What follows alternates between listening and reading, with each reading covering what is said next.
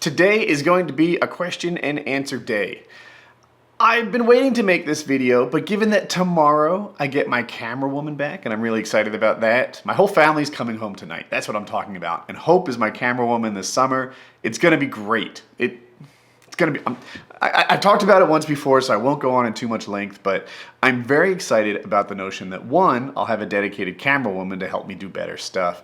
And two, I'm gonna spend a lot of time with Hope this summer. And when I spent a lot of time with my father, when I first worked in his accounting firm, it was a really good experience for me. So I'm hoping that she has like a parallel experience with me. Now I was like 19 or 20 or something, and she's turning 17 this week. So she's a little younger. I don't know if it'll work out, but I'm very excited about it. And one thing is for almost sure, I think the vlogs will be better. She's had like some cinematography courses in high school and knows a thing or two. But let's get on topic.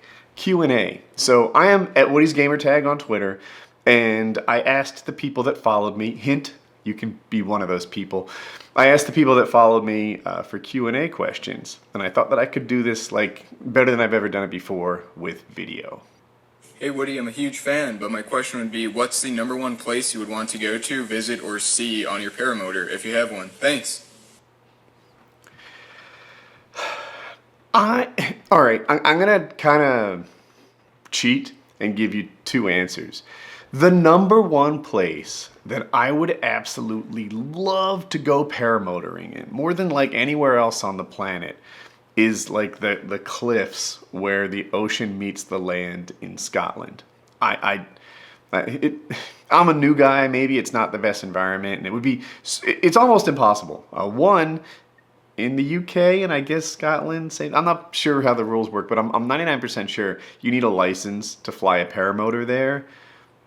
And, you know, they don't just take like experienced Americans, which someday I aspire to be, and let them fly. So, like, I don't know, it'd be nearly impossible for me to get like a European paraglider license and make it happen. But that is the ultimate place in my mind. Two, and more reasonable, Moab. Moab in America. Is it in Colorado, I think? Utah? Anyway, I'll look it up. Moab has amazing scenery, and it's a place that paramotorists sometimes like trek out to just to enjoy the amazing scenery and do its thing. So those are tops on my list. The Pacific coast of Mexico seems really cool, or even around here would be pretty neat. I mean, it's flying. It's got to be cool, right? I don't know yet, but I'll know soon. Woody, should I expect more COD videos from you when COD 4 drops? Or should I just not even get my hopes up? Shout out to your brother or buddy or something having sex in the passenger seat. All right. I don't want to make promises that I don't keep, but here's my current thought process. I'm excited about the new COD. It's a weird thing to say. Like, the current environment is like COD is the Satan reincarnate, and Battlefield 1 is where all your excitement is supposed to be. But I'm in a unique spot. Like, I haven't had the kind of passion that it takes to get good at a game. And I'm not one who gets good at games really quickly. If I'm good at a game, it's probably because I'm more experienced than other people, and I've really kind of broken it down into how I do well in this thing. And I don't really enjoy sucking too much. Like, if I were just to drop in Overwatch right now, I think I'd get my butt kicked. And that'll happen in Battlefield 1 and stuff like that. But COD 4 Remastered might be really attractive to me. Like, I just have to get the rust off in terms of skill on the stick. And then, like, there's... I try not to sound arrogant. There's nothing about COD 4 that I don't know. Like, you could take me pretty much anywhere on any map, have my character look at his feet, and I will tell you where he is. Like, I just really know that game. And it's like, man, it seemed like in a couple of hours, I could be, of course, not a killer, but like game battles ready. And T-March told me that he wants to play game battles with me, so that's like a thing that's buzzing in my head. I might put it on my other channel. I actually have youtube.com/Woody. I could stick it there. Even though it's backwards, it seems like Woody's Gamertag should have the gameplay and Woody should have this. I could put it on Woody's Outtakes, that channel that I just occasionally use. I don't know, but there's a game coming out, COD, that I'm looking forward to, and T-Mart, whose company I really enjoy, wants to play game battles with me. Why not? You know, I think that could be a thing I really like doing. Hey, I have a question. When is your garage floor going to be ready to be coated or whatever, so we can see these sweet-ass woodworking videos? Love the vlogs, and fuck Kyle. Okay, so the question's more to it. When is it ready to be coated? Now. It's actually ready now. We've completely prepped the floor. We've emptied it. There's nothing there except for the power washer, which rolls away. The floor is ready to be coated. There's just a couple things I need. I want my family to come back. They're going to help me do it, and why not, like, just tackle this thing as a team? Side note, when my father was an accountant, he's retired now, he and his partner had like 50-50 ownership in this firm, and my father managed like all the staff. So they both did their own jobs, but my father just naturally kind of employed all the people around him. You know, it was in his DNA to kind of like, you know, shuffle and team build. And I find that about myself all the time. I can, and sometimes I do, work all alone, just sort of solitarily grinding away at a thing. But if I have my choice, you know, we bring the company and we work this thing out as a group.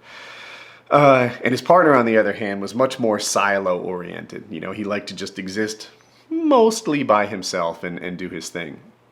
Anyway, when's the shop ready? Ready now. Ready for the coating. It's good to go. I'm just waiting for my team, for one. And two, it has to be below 90 degrees, which lately has ruled out a lot of the days. And I was targeting Saturday, but Saturday might be another day learning to fly, and we'll see. But it's very soon. They return tonight, which, as you're watching this, is last night.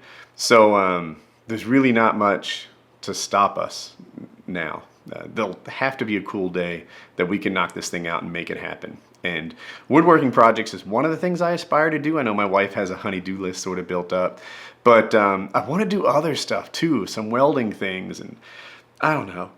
I have outlandish ideas. Like, what if I built a go-kart and used my paramotor as the fan, and like, we could do funny stuff. We'll see. So, Woody, I was wondering, when was the time that you were most proud of yourself?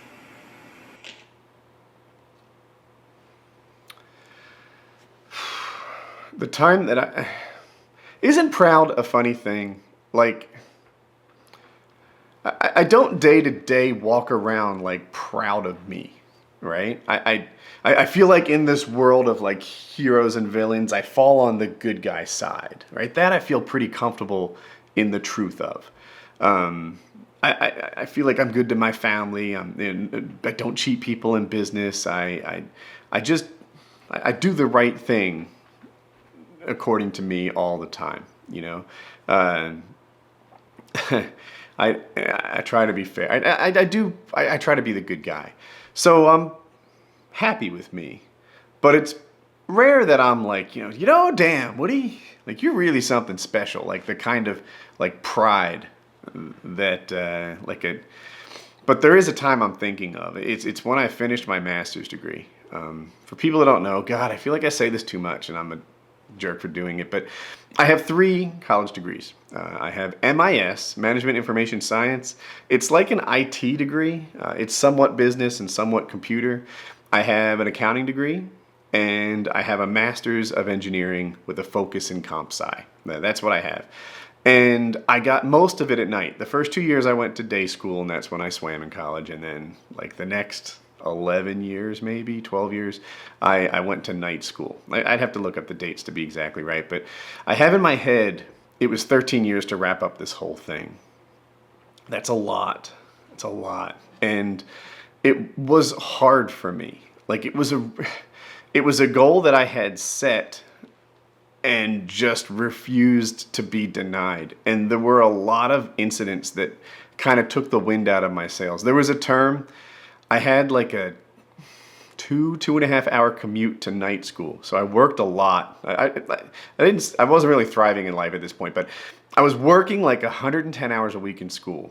I'm sorry, at work. And then I was driving like 2 hours to school and then 2 hours home. And I was just like, I pretty much get home around midnight and start my day at 5 a.m. And I did that all the time. And it was really hard for me. And there was one term where there was too much snow. So my 2 hour drive would turn into like a 3 or 4 hour drive and I'd miss classes. And I took 3 Fs out of 3 courses. I got straight Fs, failed every course, got put on academic probation, really took the wind out of my sails. But I didn't stop. I was like, all right, pony up for tuition again and go. There were times when it was hard to make my tuition payment. There were times when it was hard to get my schoolwork done. There's times when I was taking courses that were outside my expertise, and especially at the master's level. Like in college, I felt like I could pass all the courses and that was fine. At the master's level, some of the courses were like, these are courses that people who take masters and PhDs take together, and some of the courses were hard enough that they were the most that I could think. If there was some sort of measure of cognitive horsepower, it was all I had. One course in particular, mechatronics, it was a combination of mechanical engineering, electrical engineering, and computer science. And the comp sci stuff was easy for me because I had a strong background in it. But a lot of the other stuff, like I hadn't done that level of calculus before. And I had never written, the wiring schematics and stuff. Like that was so new to me. I had to figure out how resistors worked and what capacitors do and like design like thermometers and stuff like that. And it was, this is like electrical thermometers. Anyway, some of the courses I took at the master's level took every bit of cognitive horsepower I had. And when I finished it, because I had decided I was done school, it was the end of a very long journey. It was 13 years of nights and weekends of slaving away. 13 years of always needing to be doing something else, right? You can't watch a movie when you're, working and going to school at night without knowing that this isn't what you should be doing. There's a paper waiting on you. There's a project waiting on you. You're screwed. You wasted this 2 hours, and you do not have 2 hours to burn. For 13 years, it was like this. And when I finished, I was proud of me. 13 years of not having time to burn. It somewhat wired me into the way I am now. Like if I'm sitting on the couch, I'm like, what is wrong with you? Get up and go to work. What is, you can't just sit here. You're a sitter now? Sitters are sinners. That just popped into my head. So when was I most proud of myself? When I accomplished that. It wasn't just getting a master's. It was like defeating 13 years of all the obstacles that life threw in your way, or my way. I've got another one just popped in. Because of some sort of paperwork problem with my enrollment and matriculation and stuff, and for my master's degree, I got an A and a B plus on 2 courses, and they denied them. They didn't let them count. And I had to take them again. Talk about deflating experiences. I had to pay for them again too. And it was tough. And it was just like, chugga, chugga, chugga, I'm not going to let this stop me. I've come this far. I'm going to quit because you screwed me? No. Nothing prevents me from hitting this, and nothing did. So I was most proud of myself at the end of that journey. I don't know. Somehow, does other people feel this way? I have a guilt about being proud of me. What, you think you're good? There's better. But that was when I was most proud of myself. That's a pretty long journey with a lot of obstacles that I had to push through, and I'm proud of me for that. Yo, what's up, Woody? I was wondering if you'll ever do another dual Q&A with FPS Rush show. I really like the advice you gave, especially to that My Little Pony guy. All right. So he's talking about, I used to have a series called Mail Monday where I gave advice to people.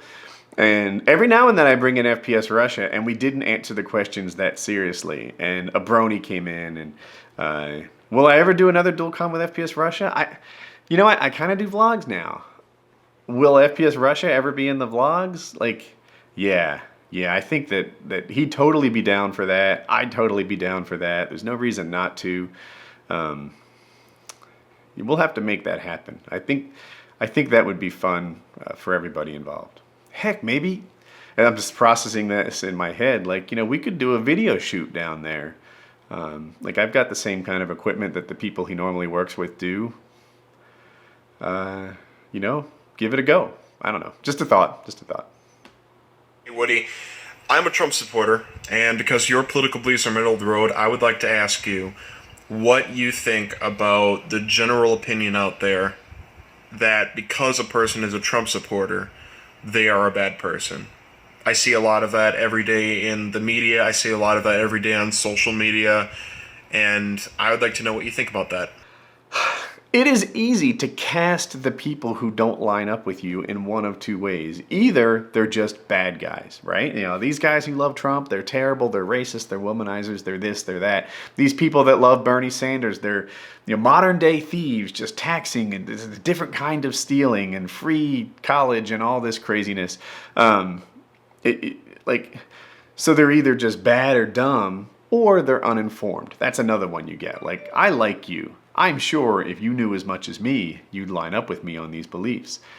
And I've come to realize that there are good-hearted people who have different ideas about how to do this well. And that is eye-opening. Like, I really like that. Just because someone supports Trump, it doesn't mean he's racist. Just because someone supports Bernie doesn't mean that he's trying to get out of work. There are good, hardworking people that you'd be proud to have as a friend on both sides of the fence, and that's too often forgotten. As far as the Trump thing goes, I'd expect it to double down. The crooked Hillary thing is really sticking. The racist, misogynist Trump thing is really sticking. So you can expect that to continue on both sides until the election is over. That's where it is. But if you're watching this, consider the idea that people who don't agree with you could also be good. The nation's almost split down the middle in terms of population, like 50-50, Democrat and Republican. And half the country is not dumb, uninformed, or just pure evil. They're just like regular people with different ideas. And, that it's comforting to know that, and I believe it's the truth. Hey, Woody, can I lick your calves?